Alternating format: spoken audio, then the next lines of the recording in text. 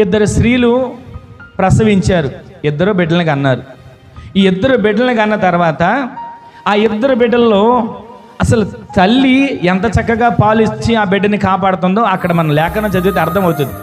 ఒక తల్లి అంట తన బిడ్డ మీద పడి బిడ్డను చంపుకున్న తర్వాత ఇంకొక తల్లి చక్కగా పాలిచ్చి బిడ్డను కాపాడుకుంటుంది. ఈ లోపు వాళ్ళు నిద్రలో ఉంటే ఈ బిడ్డను చంపుకున్న తల్లి నిద్ర మెలకు వచ్చింది. మెలకు రాగానే ఏమనుకుందంటే చూసింది బిడ్డని, ఇదేంటి బిడ్డ చనిపోయి ఉన్నాడు అని. వాస్తవంగా అయితే బిడ్డ చనిపోయాడని వాళ్ళ మేలు పిలిచి బిడ్డలో చనిపోయాడు లేదా బిడ్డకి ఇలా జరిగింది అని బాధపడాలి, ఏడవాలి. కానీ ఈమె ఏం చేసిందో తెలుసా? వెంటనే ఈమె ఒడిలో ఉన్న బిడ్డని, చనిపోయిన బిడ్డను తీసుకుని వెళ్ళి ఇంకొక తల్లి ఒడిలో పెట్టి ఆ తల్లిలో ఒడిలో బతుకున్న బిడ్డని ఈమె తెచ్చుకుంది. తెల్లవారి ఆమె లేచింది, తన బిడ్డను చూసుకుంది. ఇదేంటి బిడ్డ చనిపోయి ఉన్నాడు అని ఆశ్చర్యపడుతుంది.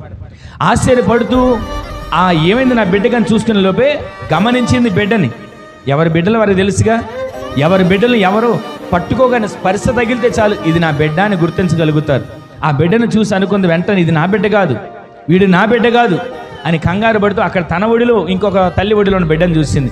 ఈ బిడ్డ నా బిడ్డ అని చెప్పి వెళ్ళి అడిగితే ఇది నా బిడ్డ అని గొడవ మొదలైంది. గొడవ అక్కడితో తెగల రాజుగారి దగ్గరికి వెళ్ళింది.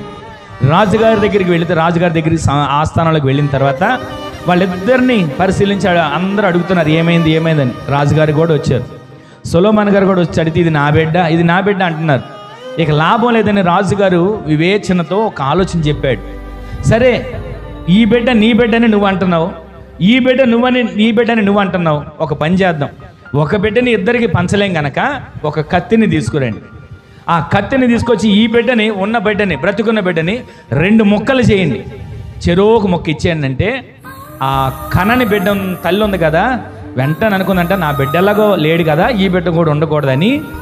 రాజు ఆజ్ఞ కరెక్ట్ అయిన ఆజ్ఞనే, రాజుగారు మంచి ఆలోచన చెప్పాడు అని అలాగే చేయనిమని ఎదురు చూస్తుంది. కత్తి ఎప్పుడు తెస్తారు, బిడ్డను ఎప్పుడు చంపుతారని.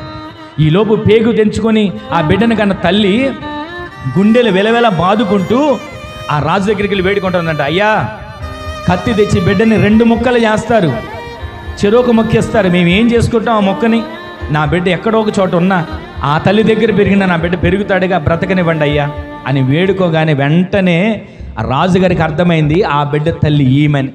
ఈ రోజున మనలో ఒక వివేచన, మనలో ఒక జ్ఞానం, ఆత్మ సంబంధంగా ఎదుగుతున్న మనకి మంచి ఏదో చెడేదో, ఆత్మ సంబంధంగా జీవిస్తున్న మనకి దేవుని సన్నిధిలో ఉన్నటువంటి ఆసక్తి ఏదో, దేవుని సన్నిధికి దూరమైనటువంటి శ్రమ ఏదో ప్రతీది మనము గుర్తుపట్టి జ్ఞానముతో నింపబడి వివేచనతో ఆలోచించగలిగిన అలంకరణ దేవుడు మనకి దయచేయునుగాక.